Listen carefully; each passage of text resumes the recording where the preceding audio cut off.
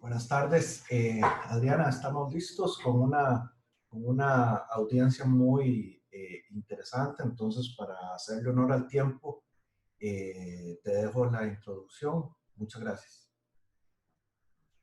Muchas gracias, Eric. Muy buenas tardes a todos. Mi nombre es Adriana Ramos, soy socia de la oficina de Costa Rica de LATAMLEX.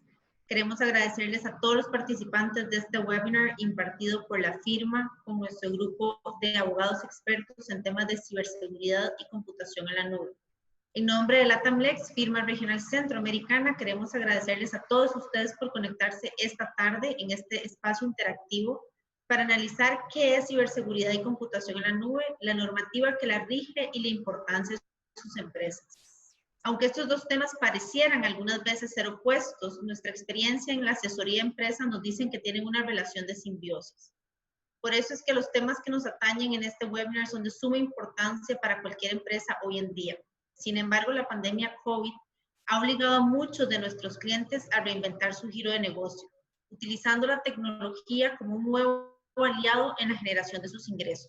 Para esto, esto ha traído grandes riesgos hacia las empresas y muchas contingencias, y por eso es tan importante conocer cómo manejar sus datos, los datos de sus clientes y sus sistemas operativos en las nubes, debiendo de igual forma incrementar sus niveles de seguridad en línea. Por ello es que, conscientes de las necesidades que tienen nuestros clientes y amigos, hemos diseñado este webinar interactivo para que nuestros expertos en la región aporten su conocimiento y puedan asesorarles. De parte de LATAMLEX, queremos agradecer de antemano su participación, esperando que sea una sesión muy provechosa para todos ustedes. Les cedo la palabra al licenciado Willy Carvajal, moderador esta tarde del webinar y director del área de práctica de tecnología de la oficina en Costa Rica. Willy, por favor, seguir adelante con el webinar. Bueno, muchas gracias, Adriana, y un placer para nosotros estar aquí con todos ustedes. Tengan todos y todas muy buenas tardes. Sin duda alguna, como lo mencionaba Adriana, traemos a colación hoy sobre la mesa dos temas altamente vinculados. Necesariamente van de la mano: el tema de la ciberseguridad y los servicios en la nube. Tenemos una práctica o costumbres empresariales de utilizar cada vez más y con mayor frecuencia los servicios, por ejemplo, de almacenamiento de la información en la nube, en data centers de diferentes proveedores de servicios. También utilizamos para hacer networking. También utilizamos los servicios en la nube con el poder computacional para el desarrollo de ciertas aplicaciones, ciertos dispositivos también que utilizan una gran cantidad de poder computacional. Actualmente se utiliza también para desarrollar procesos de inteligencia artificial, redes distribuidas que sirven como fundamento para lo que es el blockchain, también para lo que sirve como fundamento para el Internet de las Cosas, donde cada vez tenemos una sociedad que tiene vehículos, viviendas, aparatos conectados a través de las diferentes redes. Y por supuesto, esto abre un campo importante en el tema de ciberseguridad. Y esto, sin duda alguna, también nos lleva de la mano a explorar algunos elementos legales que vienen de por medio. ¿Qué pasa, por ejemplo? Sabemos con exactitud, cuando contratamos un servicio, una nube, dónde están localizados esos servidores. Puede ser que, por ejemplo, nuestros países tengan algún tipo de restricción para poder sacar esa información hacia ese determinado país. O bien tenemos temas en diferentes países en Centroamérica, y esto lo hemos abordado también en otros webinars anteriormente. Tenemos leyes de protección de datos, y hemos visto alguna tendencia que surge en algunos países del mundo, tales como Australia o la India, que empiezan a imponer restricciones sobre que cierta cantidad de información sensible de los ciudadanos no pueden salir de las fronteras nacionales. Y esa tendencia estamos seguros que pronto va a llegar a América Latina, con lo cual esa contratación que podamos hacer de servicios en la nube puede llegar a darnos algún problema en específico. Si queremos sacar la información de nuestros países, o bien no tenemos el consentimiento de nuestros clientes para poder sacar esa información sensible fuera de las fronteras nacionales. También tenemos proveedores. ¿Qué pasa con esos proveedores? Los conocemos bien, tenemos certeza de cuáles son las medidas de seguridad que esos proveedores están utilizando. ¿Qué pasa si ese proveedor sufre un ataque cibernético y donde está almacenada mi información o la información sensible de mis clientes? ¿Qué pasa si ese proveedor de servicios sufre un proceso de quiebra, reorganización, etcétera? ¿Tengo yo alguna copia? ¿Tengo algún, como decimos, el backup de esa información? ¿Podemos almacenar y seguir operando sin ningún problema? Y esto nos lleva finalmente al tema de ciberseguridad, que es, hemos visto una tendencia internacional de mayor número de ataques cibernéticos. Ahora en el tiempo de COVID, por ejemplo, el sector financiero se estima por parte de la empresa Forbes que ha sufrido un aumento del 273% en número de ataques cibernéticos del mes de febrero al mes de mayo del 2020. También se estima que en América Latina, y eso es un dato muy importante, cada segundo sufrimos más o menos 45 ataques cibernéticos, siendo Brasil y México los países que tienen mayor número, que sufren este mayor número de ataques cibernéticos. En cuanto al año 2019, por poner un ejemplo de relieve, en América Latina sufrimos 97 millones de ataques utilizando la metodología de phishing, y hemos visto también un incremento en ataques a través de la ingeniería social, del uso de ingeniería social para poder realizar finalmente algún ataque cibernético. Es decir, no estamos hablando de algo que puede llegar a pasar o que es importante conocer, sino que es algo que está sucediendo ya, que viene de años atrás, y necesitamos estar preparados no solo en términos técnicos, sino también legales, por supuesto, para poder enfrentar estos temas. A raíz de ello, tenemos un equipo de expertos y expertas el día de hoy. Tenemos a la licenciada Sheila Vargas, al licenciado Martín Aguilar, al licenciado Francisco Pavón y al licenciado Fred Murra, quienes nos van a hablar con detalle. Ellos son expertos en esta materia y nos van a explorar pues, algunos temas importantes desde el punto de vista legal, y esperamos que esta discusión sea de provecho para todos ustedes. Así las cosas, le doy la palabra a la licenciada Sheila Vargas, quien va a dar inicio a esta apertura, y luego vamos a iniciar con un proceso de preguntas. Siéntese por favor en toda confianza y libertad de enviarnos las preguntas que ustedes quieran en cualquier momento. Las pueden hacer llegar a través también del chat. Yo voy tomando nota y al final, cuando ya los expositores terminen sus presentaciones, vamos a dar inicio al proceso de preguntas y respuestas. Así que, sin más, Sheila, muchísimas gracias por acompañarnos esta tarde y te damos la palabra. Buenas tardes, Willy. Muchas gracias. Buenas tardes también a todos nuestros espectadores, y les agradecemos que se hayan tomado el tiempo también para participar en este webinar. El día de hoy yo voy a estar a cargo de explicarles un poco sobre qué trata la ciberseguridad, qué aspectos legales abarca, un poco de la problemática legal que la engloba, y también un tema de la jurisdicción y la soberanía que dilata alrededor de esta. Para iniciar con ciberseguridad, es importante saber qué es esta figura, cómo nos afecta, cómo se ha venido desarrollando y cómo es que se aplica aun y cuando nosotros no hayamos reparado en ella como tal. En la actualidad se dice que el 52% de los datos ya no es de origen humano. Esto quiere decir que muchos de los datos que circulan y mucha de la información que nos llega como consumidores se genera de programas que rodean en las redes y en las bases de datos, que autogeneran información y que la trasladan a los usuarios o a los clientes. En este sentido, la ciberseguridad ha cobrado un importante papel, ya que la ciberseguridad consiste como tal en el conjunto de prácticas y mecanismos de defensa de datos, de defensa de los servidores y de los demás sistemas de procesamiento de datos y de la información. La seguridad como tal es un instrumento para cualquier negocio y persona que permite el resguardo de la privacidad, de la confidencialidad, de los derechos y obligaciones, y así como de las expectativas de protección que resultan críticas y fundamentales para el desarrollo de las actividades del día a día y para el desarrollo de los negocios y de las empresas. En la actualidad estamos en una época de cambio, y este cambio es fundamentalmente digital, no solo debido a la pandemia, sino también a la evolución del comercio como tal.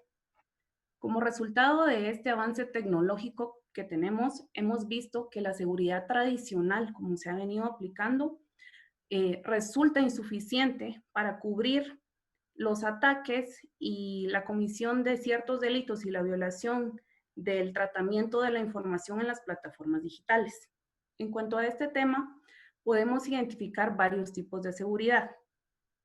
Si me acompañan en la segunda diapositiva, podemos ver que existen seguridad que se aplica a la red como tal, que es la plataforma que se utiliza.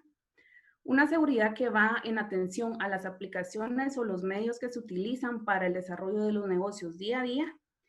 también la seguridad de la información como tal, es decir, esa recolección y procesamiento de datos. Una seguridad operativa que se aplica a las personas o a los mecanismos que hacen esa recolección y tratamiento de datos.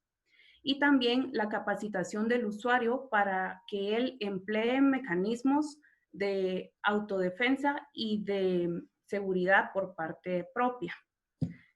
En cuanto a la seguridad, es importante mencionar que en las diferentes plataformas digitales se busca que prive la confidencialidad al acceso a la información como tal, el deber o la opción de el modificar o cambiar los datos que se recolectan y también la disponibilidad de esos datos, es decir, que se tenga acceso a esa información y que pueda ser consultada.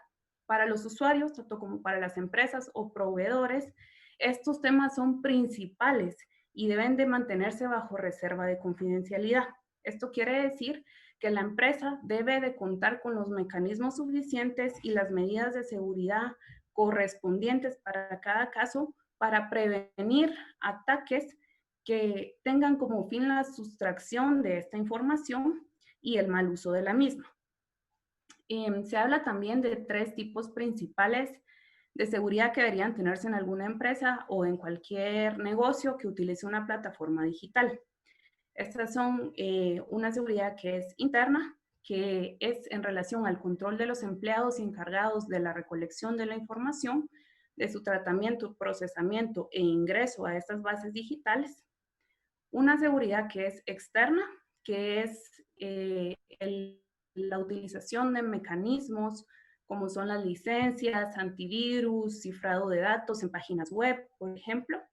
Y una seguridad perimetral, que esta se trata más como de espacios físicos, que hace referencia, por ejemplo, a códigos de acceso para el ingreso a los servidores o el manejo de ciertos tipos de licencias, el restringir el acceso a las bases de datos solo a determinados ejecutivos o a determinadas personas, que esto se haga con una autorización previa, etc. En cuanto a este tema de los mecanismos que son importantes, también tenemos que ver lo que se regula en cuanto a los ataques. Si me acompañan en la siguiente diapositiva, podemos verificar los tipos de ataques que son comunes en cuanto a la ciberseguridad. Acá podemos encontrar que una de las prácticas más comunes que se da con la sustracción de datos es la ciberextorsión, que esto consiste en que alguna organización o persona que se encarga de la sustracción de datos utiliza esta información para requerir del cliente o del usuario una cantidad monetaria a cambio de la devolución de la información o a cambio del no uso de la misma o su traslado a terceros. El segundo ataque común son los ataques de phishing, que consisten en suplantar la identidad y con esta suplantación se envían, por ejemplo, correos o se envían solicitudes a los clientes o usuarios con el objeto de que estos brinden determinada información que posteriormente es utilizada para la adquisición de ciertas mercancías o servicios o para la realización de determinados trámites en los cuales se maneja la información del cliente o usuario sin su previa autorización. Otro tipo común de ataque son los malware, que son los virus más comunes que se utilizan a través del software de equipos o a través de links o a través de notificaciones o comunicaciones que se llegan a los usuarios y que contaminan los equipos y también hacen sustracción de información. Y otro tipo de ataque también es el cryptojacking, que esta es una forma que ha venido desarrollándose más comúnmente a partir del año 2017, que consiste en el ingreso a los datos de las personas para la utilización de ciertas divisas. Esto se ha visto mucho también con el Bitcoin, donde se da la sustracción de estas, se hace el cambio de cuentas y se da la utilización de las mismas en estas plataformas digitales. En cuanto a estos temas, también hay 3 casos que han sido muy sonados, que son el primero, el de Cambridge Analytica, que fue con Facebook en el año 2014, en el cual una organización hackeó el sistema operativo de Facebook, sustrajo datos de 30 millones de personas, donde había información de seguro social, números de teléfono, alguna información financiera en algunos casos también, datos generales de las personas, y también hubo cierta repercusión por el mal uso de esta información que Facebook tuvo que asumir responsabilidad sobre la misma. También está el caso de Telefónica en el año 2017, donde se dio a través de la red de Telefónica que preveía Internet a los usuarios, se dio la contaminación por un malware que exigía a los usuarios el pago de una cantidad para poder ingresar a sus equipos y recuperar cuentas, que tuvo que ser cubierta posteriormente por la empresa. Y el caso de Tesco Bank, que fue en el año 2016, cuando un grupo de hackers ingresó al sistema del banco y hizo la sustracción de cuentas monetarias por un monto de 20 millones de euros que tuvo que ser cubierto también por el banco posteriormente. Las consecuencias legales de estos ataques son inicialmente el incumplimiento contractual que se puede dar por el proveedor del servicio y el usuario, un evidente incumplimiento del deber de confidencialidad, también el desvelo de los secretos comerciales de las empresas, como puede ser también secretos de propiedad intelectual o industrial, la pérdida de reputación de la empresa y la comisión de delitos. Estos es como que los principales puntos que se dan resultado del ciberataque. Y por último, en la última diapositiva, sobre el tema de soberanía y jurisdicción, es importante comentar que la ciberseguridad, por tratarse de un tema de innovación y nuevo que se ha venido desarrollando en la última década, no posee una regulación muy completa ni que esté muy desarrollada. Tampoco existen específicamente en el tema de Centroamérica tratados internacionales que regulen esta materia, como sí se ha hecho en la Unión Europea. Y esto también establece ciertas limitaciones para poder determinar qué jurisdicción será competente o no, o qué Estado deberá conocer de los casos. Algunas de las medidas que se han tomado para poder solventar esto es verificar qué vínculos a factores existen entre el ciberataque que se dio y el Estado, así como los usuarios, y mediante esto se verifica qué conexiones atienden más a un estado u otro y a qué norma para poder determinar la normativa aplicable. Y esto es mi exposición. Les agradezco mucho y le cedo la palabra nuevamente al licenciado Carvajal. Muchas gracias, Sheila. Un placer y gracias por la exposición. Seguido vamos a darle la palabra al licenciado Martín Aguilar, desde Nicaragua, para que nos exponga sobre cybersecurity y cybercrimen. Muchas gracias. Buenas tardes a todos. Me uno también a los saludos del equipo de la TAMLEX desde la oficina de Nicaragua, agradeciéndoles por acompañarnos en este webinar que consideramos será de mucho interés en el proceso de digitalización de los negocios. Según lo que mencionaba Sheila, el tema de la digitalización de las empresas ha venido creciendo exponencialmente en el mundo y también en Centroamérica, y todo esto ha sido gracias a la constante evolución tecnológica y sus múltiples beneficios para la automatización de los procesos dentro de la misma empresa. Asimismo, la reducción de los costos operativos, pero a su vez también aumenta la posibilidad de exposición de nuestros activos informáticos ante ataques cibernéticos. Es por eso que ante el cambio global y la influencia del COVID, hay que tomar en cuenta uno de los temas en auge, como bien mencionaban, que es la ciberseguridad. Ahora bien, nos referimos a activos informáticos debido a que nuestra información tiene un valor que puede tener un impacto fuerte en los negocios o en los individuos, como por ejemplo son el robo de identidad, el fraude en temas de tarjetas de crédito, infracción de derechos de autor, robo de información confidencial, entre otros. Además, el tema del cibercrimen y el ciberespionaje ha sido un tema de alta relevancia y en muchos países ya un tema de seguridad nacional. Ejemplo de esto han sido todos los escándalos que ya hemos leído en los últimos años, que ya son públicos. En tal sentido, continuando con el tema, les expondré acerca de las soluciones legales y estrategias para la protección de datos y el cibercrimen, así como los mecanismos de defensa y mitigación de daños que podemos utilizar.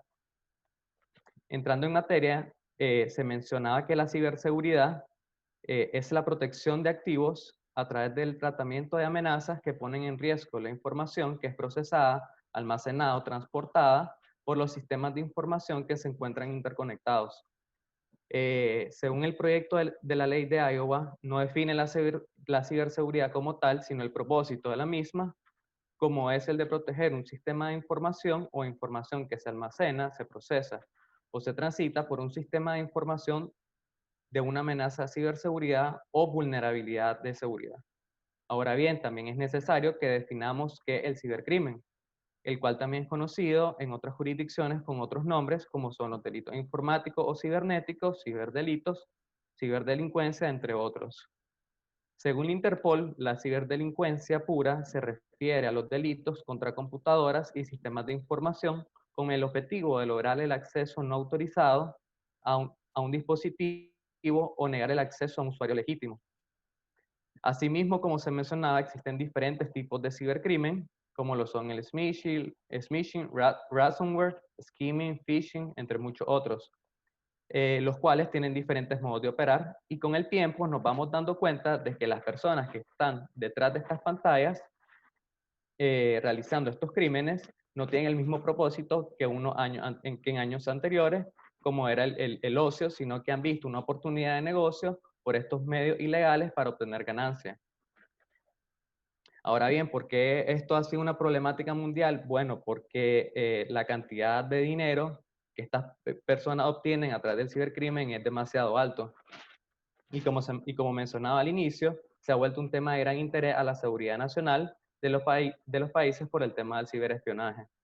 Ahora bien, en temas de medidas y políticas para la protección de datos e información, podemos ver en las diapositivas que en los países, pero antes de iniciar, hay algo muy importante, no hay ningún sistema infalible, pero todas estas políticas que hemos mencionado y que vamos a continuar mencionando a lo largo del webinar, ayudan a minimizar estas acciones ilegales porque no hay un sistema perfecto que pueda prevenir en su totalidad todos estos ataques.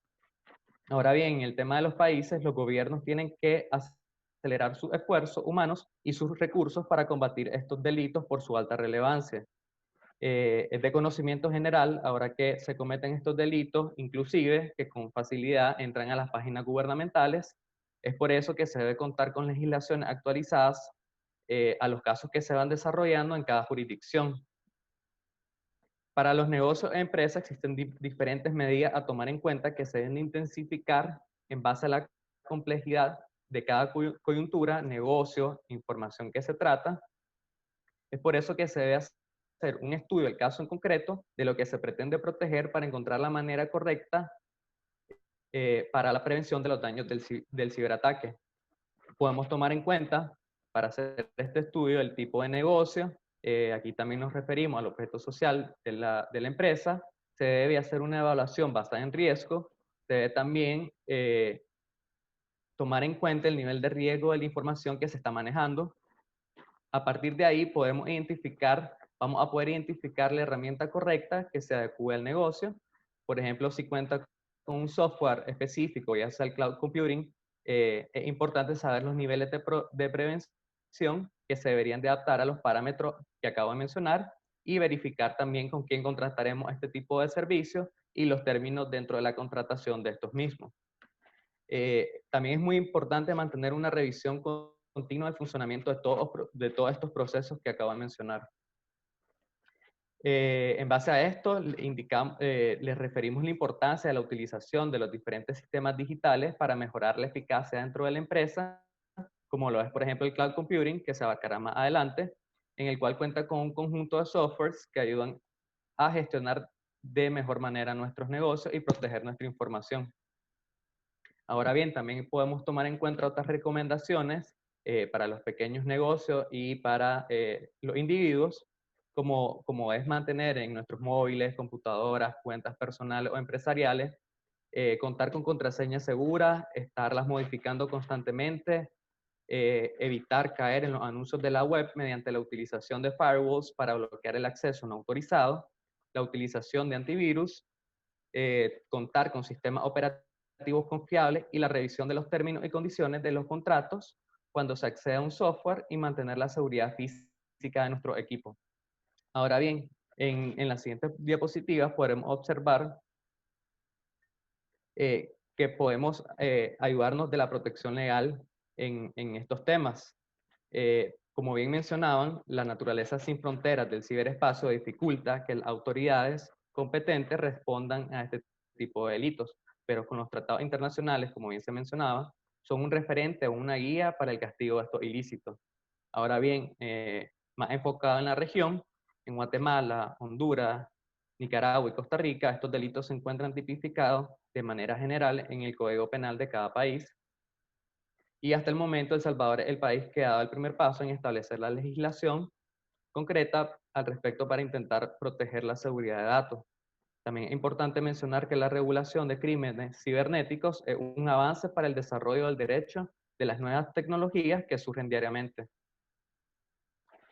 Y finalmente podemos observar los principios generales internacionales, por ejemplo, de cooperación para la protección de datos en esta materia y el esclarecimiento y llegar a la persona que comete estos delitos y la ayuda mutua entre los países. Finalmente, queremos cerrar esta primera parte de la ponencia invitándoles a que tomen en cuenta la importancia de tomar en cuenta todos estos aspectos, medidas, políticas y que sean implementados en sus empresas y puedan tener claro todas las ventajas y todos los problemas que se puedan enfrentar en un futuro para prevenir cualquier daño informático y ver los beneficios que les proviene de tomar todas estas medidas en sus negocios y poder trabajar ágilmente dentro de los procesos internos y agilizar el servicio al cliente. Con lo antes mencionado, concluimos la exposición referente a la ciberseguridad y esperamos que haya sido de su interés y agrado. Y ahora le cedo nuevamente la palabra a Willy Carvajal. Muchas gracias, Martín. Gracias por tu exposición. Y ahora, pues como bien se mencionaba, vamos a entrar más de lleno con el tema específico de Cloud Computing. Esos servicios que nosotros contratamos en las nubes, tenemos diferentes plataformas como especialmente lo que es Infrastructure as a Service, que se estima que solamente para el año 2020, el presente año, va a crecer, o se estima una ganancia más o menos 26.5 billones de dólares a nivel mundial. Entonces es una industria que sigue creciendo y entonces vamos a abarcar con más detalle a través de los licenciados Francisco Pavón y Ferit Murra este tema concreto. Así que sin más preámbulos, le doy la palabra al licenciado Francisco Pavón para que desde Honduras nos cuente un poco sobre cómo está el tema regulándose y las principales observaciones legales que tenemos que tomar en cuenta. Muchas gracias y buenas tardes. Bueno, en los últimos años, con los avances tecnológicos y la necesidad de ampliar las capacidades de almacenamiento de datos en nuestros ordenadores personales o incluso en los que utilizamos en el trabajo, hemos escuchado con mayor frecuencia las palabras nube, almacenamiento en la nube o simplemente cloud por su definición en inglés. Un ejemplo de ello es que ahora podemos encontrar aplicaciones en nuestro diario vivir que precisamente hacen la función de almacenamiento en la nube, así como para el desarrollo de otras actividades, como por ejemplo Dropbox, Gmail e incluso Facebook. Pero Cloud Computing, como se le conoce en inglés, o computación en la nube, como se va a traducir al idioma español-castellano, es más que almacenamiento de datos. Por lo tanto, ¿qué es Cloud Computing? Es una nueva forma de prestación de servicios de tratamiento de la información que puede ser utilizada por una empresa, un particular o bien por la administración pública. Este tipo de plataforma permite optimizar el presupuesto y costo de los recursos asociados a las necesidades de tratamiento de la información, ya que el usuario no requiere hacer inversiones grandes en cuanto a infraestructura, sino que utiliza lo que pone a su disposición el prestador del servicio. En Cloud Computing, la gestión de la información se encuentra de forma virtual en manos del cliente que contrata los servicios de la nube, que la trata por medio de Internet accediendo a bases de datos, correo electrónico, nóminas o gestión de recursos humanos, de acuerdo con sus necesidades. En función del modelo utilizado, los datos pueden o no estar en manos del contratista, toda vez que la propiedad, el mantenimiento y gestión de soporte físico de la información, los procesos y las comunicaciones pueden encontrarse en manos de un tercero, el cual es el proveedor de servicios de Cloud Computing. Cloud Computing es una nueva forma de utilizar las tecnologías de la información y las comunicaciones empleando técnicas que ya existían, solo que se hacen de forma innovadora, a nueva escala. Ello le permite el uso de recursos de hardware, software, almacenamiento, servicios y comunicaciones que se encuentran distribuidos geográficamente y a los que se tiene acceso por medio de redes públicas, de forma dinámica cuando se necesita, mientras se necesita y abonando una tarifa cuando no es gratuito sobre lo que se consume. ¿Quiénes intervienen en un modelo de Cloud Computing? Los clientes usuarios, que son los que utilizan los servicios de la nube, el proveedor de servicios, que es el que proporciona los recursos para el tratamiento de la información en la nube, y los socios o partners que crean, ofrecen y soportan servicios adicionales en la nube que venden al usuario final, como licencias de uso, por ejemplo, creando una aplicación de mercadeo que se ejecuta en la nube a partir de los servicios más básicos de esta. ¿Cuáles son los tipos de nube? Acá tenemos 3 tipos principales, pues, y vamos a describir unos que están surgiendo últimamente. La nube pública, que es cuando el proveedor proporciona sus recursos de forma abierta a usuarios similares, sin más relación entre estos que tener un contrato firmado con el mismo proveedor. La nube privada, que es cuando una entidad realiza la gestión y administración de sus servicios en la nube para las partes que la forman, sin que en ella puedan participar usuarios externos, por lo que se mantiene el control sobre ella. Este tipo de nube no necesariamente se implementa por la misma entidad que la utiliza, sino que puede contratarse a un tercero que actuará bajo la supervisión y en función de sus necesidades. Este tipo de nube es más utilizado por las administraciones públicas y las grandes corporaciones. Está la nube híbrida, que es en las que ciertos servicios se ofrecen de forma pública y otros de forma privada, y están pues las que vienen surgiendo, que es la nube comunitaria, que los servicios son compartidos en una comunidad cerrada, y la nube privada virtual, cuando sobre nubes públicas se implementan garantías adicionales de seguridad. Si vamos a la siguiente diapositiva, bueno, esa diapositiva está bien. ¿Cuáles son las modalidades de servicio que existen en Cloud Computing? Tenemos el software como servicio. El usuario se encuentra en la nube las herramientas finales con las que se puede implementar directamente los procesos de su empresa. Por ejemplo, aplicaciones de contabilidad, de correo electrónico, un flujo de trabajo, etc. Entre estas tenemos lo que es Gmail, Dropbox y Google Documents. Está la infraestructura como servicio, en la cual no existe valor agregado en el servicio. El proveedor proporciona las capacidades de almacenamiento y proceso en bruto para que el usuario construya desde la base las aplicaciones que requiere. Acá tenemos a Google App Engine y Heroku. O sea, acá incluso se pueden utilizar lenguajes de programación para que el usuario haga sus programas y utilice la nube en bruto. Y está la plataforma como servicio, que es cuando se proporcionan utilidades para construir aplicaciones como bases de datos o entornos de programación sobre las cuales el usuario desarrolla sus propias soluciones. Acá podemos tener a Amazon Web Service y vCloud. Ahora, vamos a la parte importante. ¿Qué se debe tener en cuenta al contratar servicios de Cloud Computing? Es importante mencionar que la mayoría de los contratos de servicios de Cloud Computing no son negociados, sino que son contratos de adhesión, es decir, donde el proveedor fija las condiciones. No obstante, ello no exime a ninguno de los contratantes, tanto al usuario como al proveedor, de las obligaciones legales en cuanto al tratamiento de la información. Entonces, retomando, ¿qué aspectos se deben considerar para contratar servicios de Cloud Computing? Primero, evaluar la tipología de los datos que se tratan, atendiendo a la sensibilidad de estos. Hay datos que son más sensibles que otros. Por ejemplo, los meramente identificativos no se consideran sensibles. No obstante, los relacionados con la salud son de máxima sensibilidad. Se debe informar el usuario sobre los tipos de nube, pública, privada o híbrida, y las unidades de servicio que se relacionaron anteriormente. A partir de lo anterior, el usuario debe definir qué datos personales serán tratados por servicios de Cloud Computing y cuáles es mejor mantener en sus propios sistemas de información. Se deben delimitar las finalidades para las que el proveedor puede tratar los datos, garantizándose que no los utilizará para otra finalidad no relacionada con los servicios contratados. Se debe solicitar y obtener información sobre si intervienen o no terceras empresas, es decir, subcontratistas, en la prestación del servicio de Cloud Computing.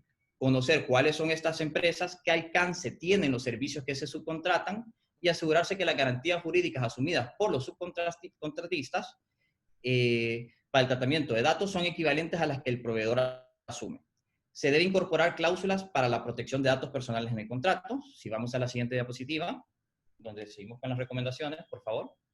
Se debe tomar en consideración la localización de los datos, como lo mencionaba Willy, lo mencionaba Martín también en su exposición, ya que las garantías exigibles para su protección son distintas según los países en que se encuentren. Se debe tener certeza de que se proporcionen garantías jurídicas adecuadas al respecto.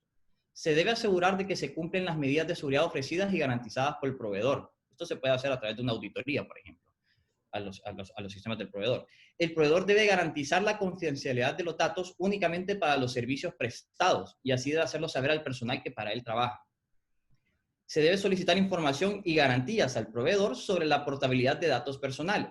¿Qué se entiende por portabilidad? pues cuando el proveedor se obliga, al terminar el servicio o resolverse el mismo, a la entrega de la información al usuario en el formato acordado, de forma que el usuario pueda almacenarla en sus propios sistemas o trasladarla bien a los sistemas de un nuevo proveedor en el formato que permita su utilización en el menor tiempo posible, con total garantía de la integridad de la información sin que ello implique costos adicionales. Se debe prever mecanismos que garanticen el borrado seguro de los datos cuando lo solicite el usuario y, en todo caso, al finalizar el contrato. Esto podría hacerse a través de un mecanismo de certificación de destrucción emitida por el mismo proveedor o por un tercero. Y, finalmente, el usuario permitirá el ejercicio de los derechos ARCOS a sus clientes, es decir, acceso, rectificación, cancelación o oposición. Esto se refiere a los datos personales. Toda persona tiene que tener acceso a la información que de ella se maneja. En eso consiste precisamente la garantía constitucional de habeas data. La rectificación, cuando estos datos son erróneos, solicitar que se corrijan. La cancelación, cuando ya los datos ya son obsoletos, ya no se requieren, pues yo solicito que se cancelen. Y la oposición, pues cuando la información la obtuvieron sin consentimiento mío o realmente violenta mis garantías constitucionales, pues me puedo oponer a la misma. Entonces el proveedor cooperará y brindará las herramientas necesarias para facilitar la atención de estos derechos ARCOS. Acá termina la parte introductoria de Cloud Computing y los dejaré pues, con lo que es la protección de datos y medidas de seguridad y retorno a Willy. Muchas gracias. Muchas gracias, Francisco, por tu explicación y también por los ejemplos que nos diste de algunas medidas que se pueden tomar de recomendaciones legales, al menos que tal vez ahora en la parte de conclusiones podemos andar con más detalle. Ya por último le damos la palabra al licenciado Farid Murra desde Nicaragua para que nos explique, por favor, el tema de cloud computing relacionado con la protección de datos y también algunos ejemplos de seguridad, de medidas de seguridad que podemos adoptar a lo interno de nuestras organizaciones con el fin de proteger la seguridad nuestra y la de nuestros clientes. Adelante. Hola, ¿qué tal? Muy buenas tardes a todos. Un saludo cordial desde la oficina LATAMLEX El Salvador. Pues este día vamos a hablar sobre la protección de datos y las medidas de seguridad que se pueden tomar en el cloud computing o bien en la nube, en la computación. Como primer punto, tenemos que saber más bien o hacernos dos preguntas. ¿Qué es la protección de datos en la nube? Sería la primera. La seguridad en la nube o la protección de datos en la nube prácticamente es la seguridad en un centro de datos donde se almacena información o algo por el estilo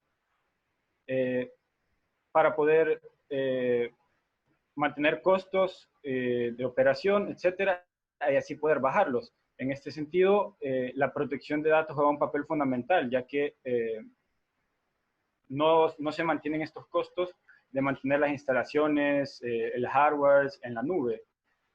No hay que administrar servidores físicos ni dispositivos, no hay que crearlos, no hay que instalarlos, no hay que mantener archivos, etc.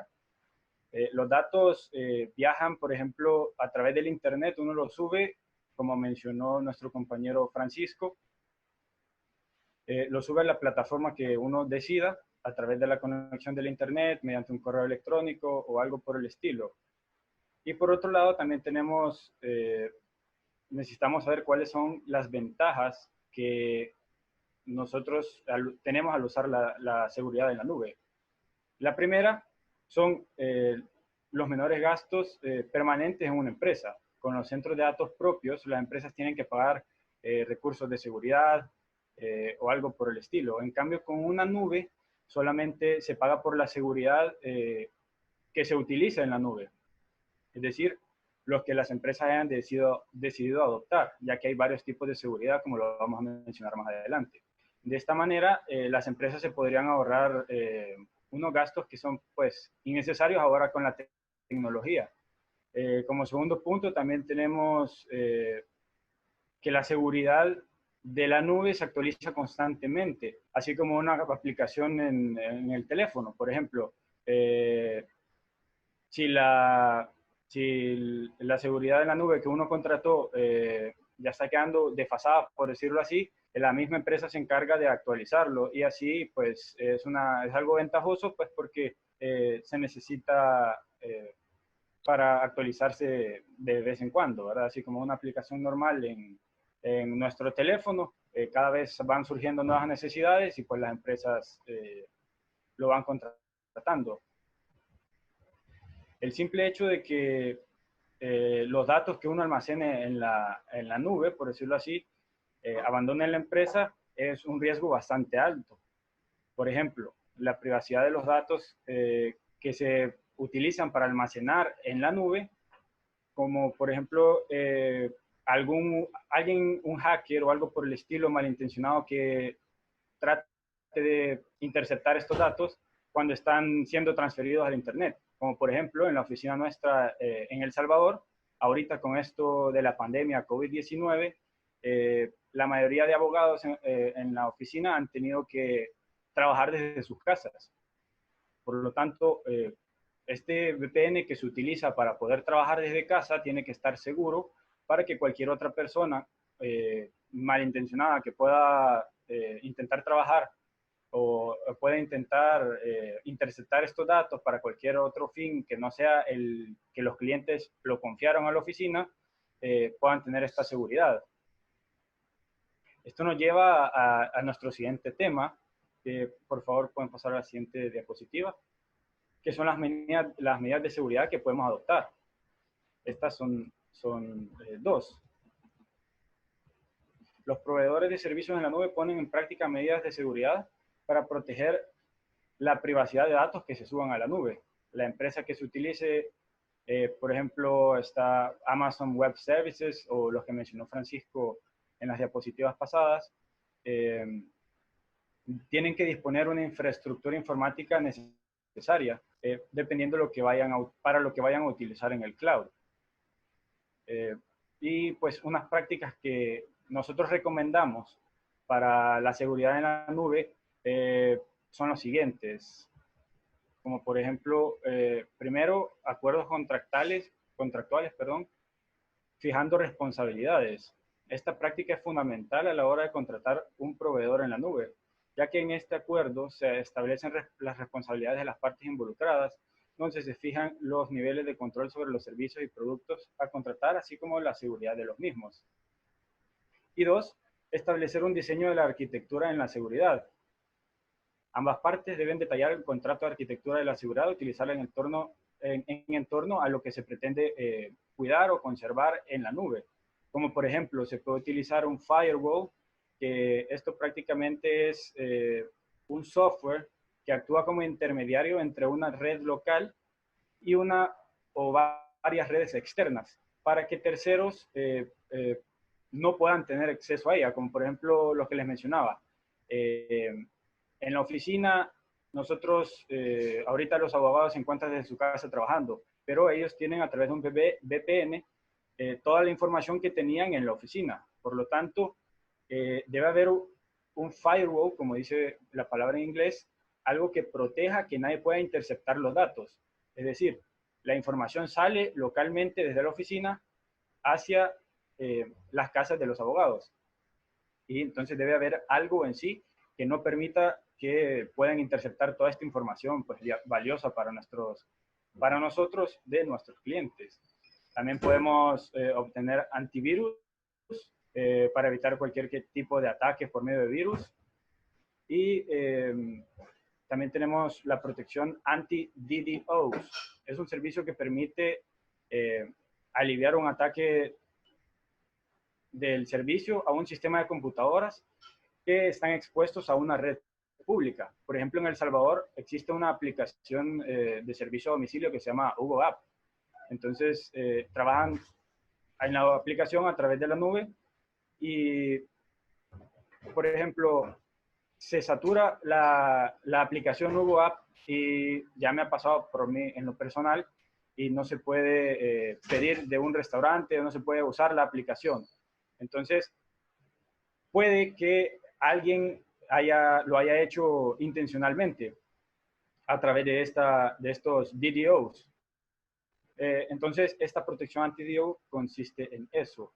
Y por último, tenemos la encriptación de los datos, que consiste prácticamente en hacer una codificación del contenido de lo que se va a subir para que resulte indescifrable en cierto punto para las personas hackers que quieran intervenir o interceptar esta información.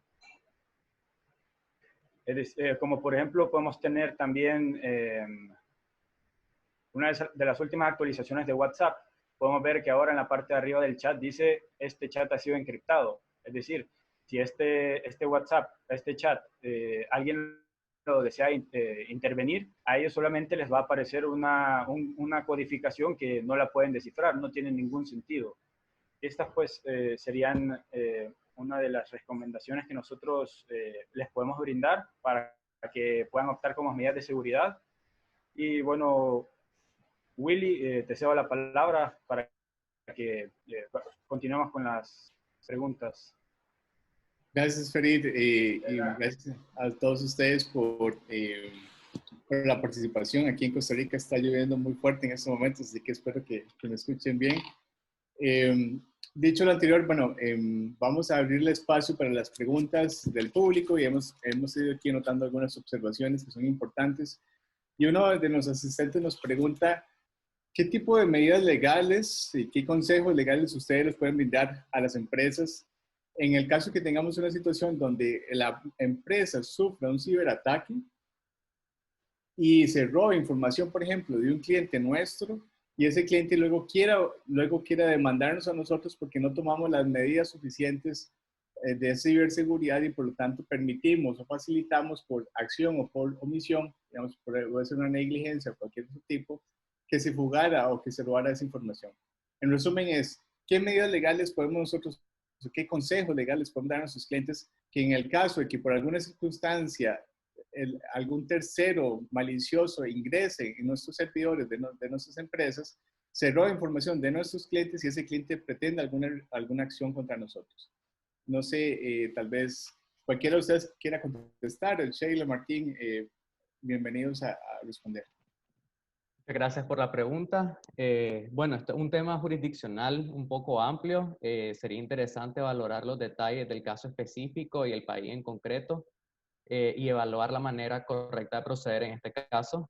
Pero inicialmente la recomendación es realizar la consulta con sus abogados locales, denunciar el ataque ante las autoridades competentes del país para que se procedan con las investigaciones que correspondan, porque como bien mencionaba, puede ser por una acción o también una omisión por parte de las empresas que manejan o las personas que manejan este tipo de información. Y un tema muy importante es que en este tipo de casos de cibercrimen es relevante demostrar el daño económico que ha provocado ese delito para que lo tomen en cuenta. Sheila también quería ampliar un poquito más en la respuesta. Te cedo la palabra, Sheila. Muchas gracias, Martín. También otras medidas que se pueden tomar por parte de las empresas o los negocios es firmar acuerdos o convenios con los usuarios o clientes en donde se establecen límites a la responsabilidad del uso de la información y también establecer estos casos de ciberataques o de casos de sustracción de información por terceros para también regular y limitar la responsabilidad tanto de la empresa y también poner límites a los clientes usuarios y establecer los mecanismos para la protección y seguridad de la empresa. También es recomendable que si el sistema operativo del negocio no posee mecanismos de seguridad, es posible, dependiendo de la jurisdicción, que sí se apliquen ciertas medidas.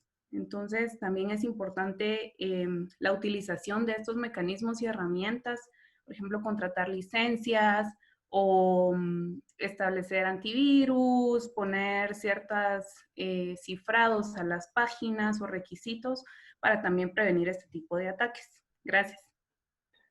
Gracias, Martín, y gracias, Sheila. Y creo que nada más como un pequeño complemento a lo que especialmente Sheila venía comentando es en los contratos que firmamos con nuestros clientes establecer algún tipo de límite de responsabilidad y eso ya lo hacen actualmente las empresas. Es decir, por ejemplo, cuando nosotros contratamos un servicio en la nube, ya que estamos hablando de cloud computing, tenemos, por ejemplo, un sistema de Infrastructure as a Service, el IaaS, y leemos con detenimiento esa licencia que nosotros estamos contratando, vamos a ver que ahí va a venir una cláusula que dice exoneración de responsabilidad. y en esas cláusulas se limita cuál es el daño en caso de que sufra alguna indemnización, o sea, que tenga derecho el cliente a alguna indemnización, viene limitada con una cláusula penal, que es como legalmente se conoce en diferentes jurisdicciones. La cláusula penal es básicamente un límite que acordamos entre las dos partes, que este va a ser el máximo que yo le voy a indemnizar a usted en caso de que usted sufra una pérdida. Aplicaciones como por ejemplo Waze, que es una aplicación que utilizamos quizás con bastante frecuencia y que es de uso gratuito, vemos que si leemos con detenimiento la licencia de Waze nos va a decir que existe un límite de responsabilidad o el monto que Waze nos va a indemnizar, que en este caso es una aplicación que le pertenece a Google. Google nos va a indemnizar a nosotros solamente al monto de 3 meses que nosotros pagamos por la licencia de Waze. Claro, nosotros no pagamos nada por el uso de Waze, entonces significa que la indemnización va a ser cero, ¿verdad? Y así eso es un ejemplo sencillo, pero que permite ilustrar el ejemplo de que nosotros también como con nuestros clientes debemos ser también diligentes y limitar a través de cláusulas penales esa responsabilidad en caso de que tengamos una situación de un ciberataque, que todos estamos completamente expuestos a un ataque. Bueno, agradecerle esa pregunta. Y aquí quiero también ampliar un poco el tema de las medidas legales. ¿Qué pasa, por ejemplo, y tal vez esto creo que podríamos dirigírsela a Ferit, qué pasa o cómo yo me puedo proteger en caso de que haya un empleado que robe o que tome información de la empresa, o en este caso, digamos, la información de la empresa está en la nube y tenemos un empleado que tiene acceso a esa información, este empleado sustrae o toma esa información para algún fin distinto que no está permitido en el contrato? ¿Qué recomendación nos podrías dar en ese sentido? Una de las recomendaciones principales en este caso sería, pues, además de tener ya toda la información personal del empleado que sustrajo los datos, pues a partir de ahí, a raíz de eso, poder ir a denunciarlo. Pero como medida de protección, lo que podemos tomar es, pues, podríamos hablar más o menos sobre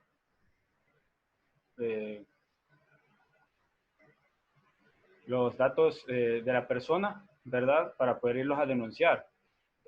Pero como una medida de protección es bastante difícil, ya que, pues, en teoría una persona que trabaja para nosotros es de confianza y, pues, eso sería prácticamente. Y gracias. No sé si algún otro de los abogados quisiera ampliar esta respuesta. También creo importante ampliar los controles de seguridad y las políticas internas de la empresa para regular la información que van a tener los trabajadores y establecer el tema, por ejemplo, la terminación del contrato y proceder por las vías que correspondan, porque si hubo un daño a la empresa y eso sí se tiene que denunciar también. Claro. De hecho, contando como una especie de anécdota que tuvimos aquí en Costa Rica hace unos años atrás, un cliente nuestro pues sufrió una situación de esta por parte del contador. El contador de la empresa pues tenía acceso, por supuesto, en su función a cierta información financiera sensible. Esta persona utiliza su puesto para poder extraer hacer ciertas transacciones que eran fraudulentas, extrae una cierta cantidad de dinero bastante significativa.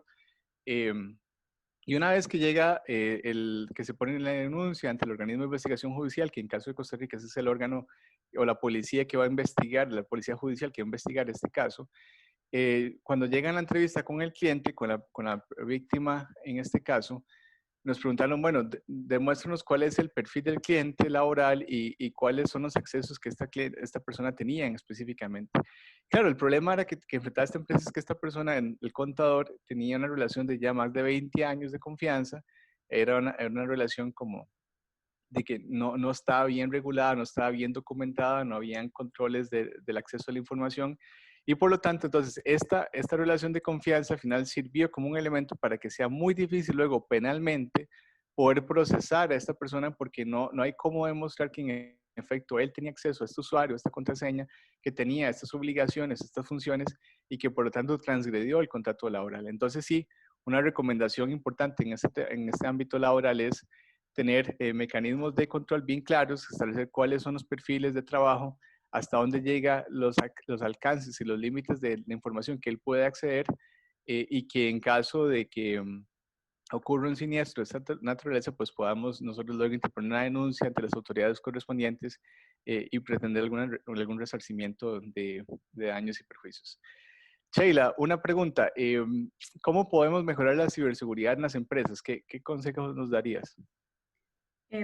Gracias, Willy. Para esto es importante que la empresa cuente con un sistema operativo ya establecido, que tenga un proveedor de confianza, que se establezcan mecanismos de seguridad como es el uso de licencias, no utilizar, por ejemplo, licencias de prueba ni versiones gratis, tener los antivirus adecuados, establecer cifrados en las páginas web, también utilizar contraseñas complejas, determinar y limitar las personas que tengan acceso a las bases de datos o a los servidores, y también no utilizar las mismas contraseñas, que es algo muy común que se da, y actualizar los sistemas operativos, porque también muchos de los malwares entran porque los sistemas no están actualizados y los sistemas de defensa están bajos. Entonces, por esas como fugas que tienen, es que también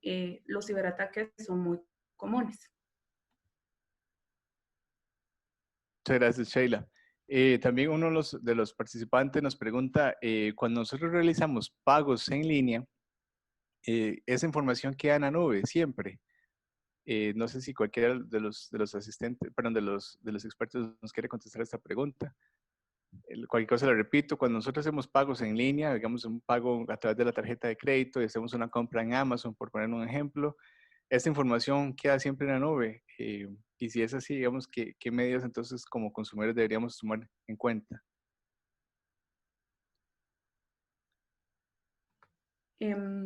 Esto también depende de cómo esté regulada la página, ¿verdad? O la plataforma que se utilice. Por lo general, lo que se ve mucho es que las páginas web utilizan un sistema de reserva de datos, entonces de autocomplementación también. Entonces, lo que uno como usuario tiene que hacer es verificar los permisos y licencias que uno da para ciertas páginas, y también tener cuidado con, por ejemplo, la eliminación de datos de nuestro servidor o la verificación de estos, para que los datos que mantengan estas páginas no sean trasladados a terceros o sean comercializados. Muchas gracias, Sheila. Y en efecto, digamos, por ejemplo, cuando nosotros, y es común cuando utilizamos una plataforma web, ingresamos los datos de la tarjeta, el proveedor de esa plataforma nos puede preguntar, ¿quiere que guardemos la información de su tarjeta? Y entonces nosotros le damos sí o no. Ahora, nuestra recomendación siempre es nunca le den guardar los datos de la tarjeta a través de una página web. ¿Por qué? Porque esa información se almacena a través de lo que conocemos, de lo que conocemos como las cookies, y que luego cuando tenemos otros servidores o accedemos a cierta página web o a un link que es malicioso, ellos pueden a través de esas cookies extraer esa información de los números de tarjetas de crédito y luego con eso hacer, por supuesto, fraudes. Entonces, nuestra recomendación es, especialmente a través de pagos en línea con tarjetas de crédito o débito, no guardar, no permitirle al servidor que guarde la información de esa tarjeta. Tal vez puede ser muy fácil porque nos ahorramos tener que estar escribiendo cada vez, pero al estarle permitiendo guardarlo, permite también que exista una fuga con mayor facilidad de esa información en algún momento. También uno de los asistentes nos da como una forma, una recomendación, ¿verdad? Que es muy, muy valiosa. Dice que cuando tengamos contratos con con nuestros empleados, o bien puede ser también, no necesariamente un empleado, puede ser un tercero que lo contratamos por un servicio profesional específico, dice firmar acuerdos de confidencialidad. Y en efecto, digamos, es una recomendación que nosotros podemos dar, firmar siempre un acuerdo de confidencialidad de la información para que se establezca cuál es, el ámbito, ¿verdad? Un acuerdo de confidencialidad establece cuál es el ámbito de la información que está siendo considerada sensible o confidencial, cuál es el alcance, por cuánto tiempo esa información va a ser considerada confidencial. En caso que haya algún requerimiento, alguna autoridad pública sobre esa información, cuál es el mecanismo que vamos a seguir. Por ejemplo, es muy común introducir en esos contratos un procedimiento de, bueno, si usted y yo tenemos un contrato, tenemos una cláusula de confidencialidad donde establecemos cuál es la información confidencial. ¿Qué pasa si, por ejemplo, alguno de ustedes, alguno de nosotros dos, por ejemplo, reciben un requerimiento de la autoridad nacional diciéndole déme acceso a esa información. Entonces, en esa cláusula nosotros podemos regular que si eso pasa, uno, la parte que está siendo solicitada, le informe primero a la otra parte para que la otra parte tenga conocimiento de ese requerimiento, ya sea judicial o administrativo, y entre los dos puedan darle una respuesta conjunta a la autoridad que le está solicitando. Entonces, eso es una buena práctica que también nosotros recomendamos revisar siempre acuerdos de confidencialidad con nuestros empleados y también especialmente con las terceras partes que nosotros estamos firmando algún tipo de acuerdo. También dice esta persona que se pueden establecer compromisos de confidencialidad a través del código de conducta o códigos de ética de la empresa.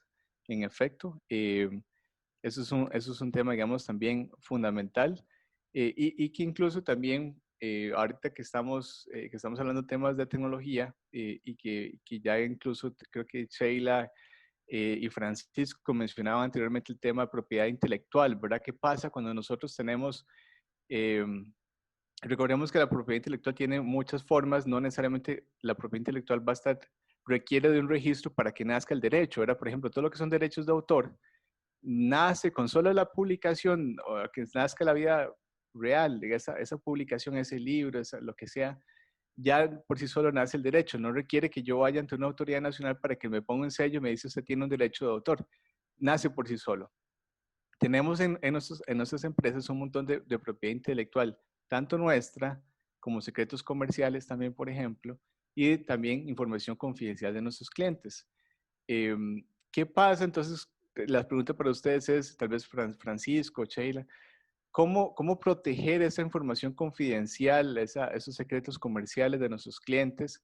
Y si nosotros los estamos almacenando, especialmente somos abogados o damos un servicio también de tecnología, ¿qué recomendación nos dan para proteger esa propiedad intelectual de que no sea extraviado, que algún tercero no la utilice y que si la utiliza sin consentimiento, digamos, qué mecanismos deberíamos tomar en cuenta? Ahí cualquiera, no sé. También no sé si la pregunta quedó clara, si no la repito por cualquier cosa. Sí, creo que en este caso es importante lo que mencionábamos de los acuerdos y también la forma de almacenamiento de este tipo de información por la empresa. Uno de los ataques, de los ciberataques y las consecuencias que ha tenido, hemos visto que es el desvelar los secretos comerciales también y la información, por ejemplo, datos sobre patentes o procesos en desarrollo todavía de muchas empresas. Entonces, lo que se busca también en estos casos es que esta información que es muy sensible o muy delicada se encripte. Esta ha sido una de las medidas que se ha tomado. Entonces, para esta información, por ejemplo, yo voy a tener una carpeta específica que va a estar protegida con ciertas contraseñas o bajo ciertos códigos, que solo va a tener acceso limitado tales ejecutivos o tales personas que están viendo sobre este tema, y esa es una forma también de delimitar la sustracción de esa información. También en los casos en que se hackean o logran pasar todas estas barreras que tenemos, lo que se busca también es el resarcimiento por los daños y perjuicios, que habrá que verlo también mucho con el tema de la soberanía y qué tribunal resultará competente en estos casos, porque muchas veces hay varias jurisdicciones que están involucradas, por lo que también es importante la trazabilidad de la información. Adicionalmente, quería mencionar en el tema de las marcas que estaba hablando Willy, que es importante que tomemos en cuenta la inscripción de las mismas en el registro competente, al menos en la jurisdicción de Nicaragua, importante para demostrar la titularidad y poder ejercer acciones contra terceros que utilicen nuestras marcas o nuestros signos distintivos. Claro, bueno, muchas gracias, Sheila.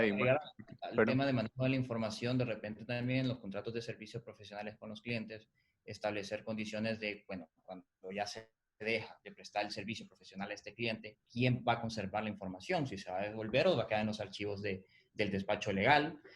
También la depuración de la información es muy importante, estar depurando información de que de repente era de un cliente, tiene información que no es de mucho valor para el despacho, entonces se depura de los archivos. Muchas gracias, Francisco. Tenemos una pregunta también de uno de los asistentes. Nos dice, siempre he tenido dudas si toda la información, los reportes, estados, cartas, etcétera, que se envían a través del correo electrónico, la puede capturar alguien malicioso para darle un uso fraudulento. Cualquiera de los cuatro que quiera contestar. Hay un tipo, gracias Willy, hay un tipo de cibercrimen que se llama man in the middle, que refiere a eso, una persona que está en medio de la información de la persona que la está transmitiendo y la receptora y lo utiliza para daños contra para fines maliciosos, ¿verdad? Entonces, sí es posible. Ok, perfecto. No, muchas gracias. Tal vez incluso para vos, Martín, una pregunta que hablabas antes sobre el tema de los países, ¿verdad? Si es una diferenciación entre países, fines comerciales, individuos y empresas. En términos de seguridad nacional, digamos, y creo que es una realidad lamentable y es una opinión, ¿verdad? Que en Centroamérica no tenemos una costumbre, una legislación tan avanzada en materia de protección de seguridad nacional y la información cibernética, la seguridad nacional. Tenemos ejemplos constantes de ataques cibernéticos que llamamos multiestados, que se utiliza, por ejemplo, sale un ataque desde Costa Rica, utiliza una red en Nicaragua para finalmente ingresar a una computadora que está en El Salvador. Eso es algo que pasa con muchísima frecuencia para justamente tratar de evitar la trazabilidad que hablaba Sheila anteriormente. Desde tu criterio, opinión, digamos, ¿qué recomendaciones se podrían emitir a las instituciones públicas? ¿Existe algún tratado internacional o alguna recomendación general que podamos tomar en cuenta a nivel centroamericano para ir mejorando la situación de legislación que tenemos? Gracias, Willy. Creo que lo importante primero es que los gobiernos y los estados tomen en cuenta la relevancia de todos estos temas para que puedan adoptar todas estas medidas y puedan emitir leyes que estén de acuerdo a la realidad en que se está viviendo y designen recursos para estos fines y recursos humanos también para batallar todos estos crímenes y todos estos ilícitos que, como bien lo mencionaba, tiene mucha trascendencia y tiene grandes ganancias para las personas que están del otro lado cometiendo estos delitos.